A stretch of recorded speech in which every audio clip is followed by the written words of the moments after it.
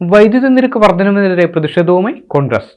തൊടുപുഴ നഗരത്തിൽ പന്തം കൊളുത്തി പ്രകടനം നടത്തിയായിരുന്നു കോൺഗ്രസിന്റെ പ്രതിഷേധം.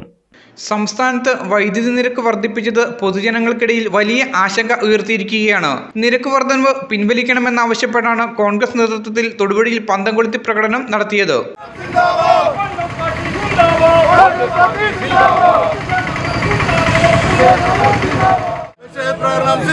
വൈദ്യുതി ബില്ലിൻ പേര് പറഞ്ഞ്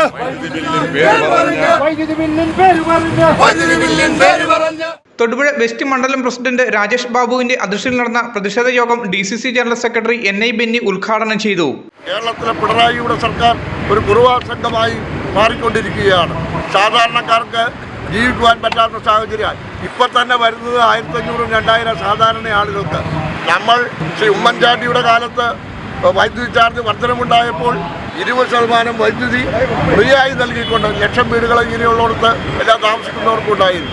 4 രൂപയ്ക്ക് അമിത വിലയ്ക്ക് കർണാടകത്തിൽ നിന്ന് മേടിക്കുന്ന 8 രൂപയ്ക്ക് വിൽക്കുന്ന ബ്ലേഡ് കമ്പനിയായി കേരളത്തെ KSEB മാറിക്കുക. നേതാക്കളായ VE Thajudheen, TJ Peter, Jafar Khan Muhammad, George Nandikkal, Jason Joseph, Suresh Raju, Akbar DL എന്നിവർ പ്രതിഷേധ പരിപാടികൾക്ക് നേതൃത്വം നൽകി.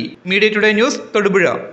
തൊടുപുഴയെ പൊന്നണിയിച്ച കണ്ടിരിക്കൽ ജ്വല്ലറി ഈ ഡയമണ്ട് ജൂബിലി ആഘോഷവേളയിൽ ഞങ്ങളുടെ നവീകരിച്ച ഷോറൂമിൽ നിങ്ങൾക്കായി ഒരുക്കിയിരിക്കുന്നു 916 HUID ഹോൾമാർക്ക് ലൈറ്റ് വെയ്റ്റ് ആഭരണങ്ങളുടെ അതിവിപുലമായ കളക്ഷനുകൾ.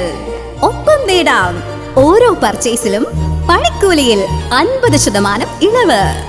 ഇനി ആഘോഷം ഏതായാലും പരിശുദ്ധ പൊന്നിന് Kandirikkal jewellery, near civil station, Thodupuzha.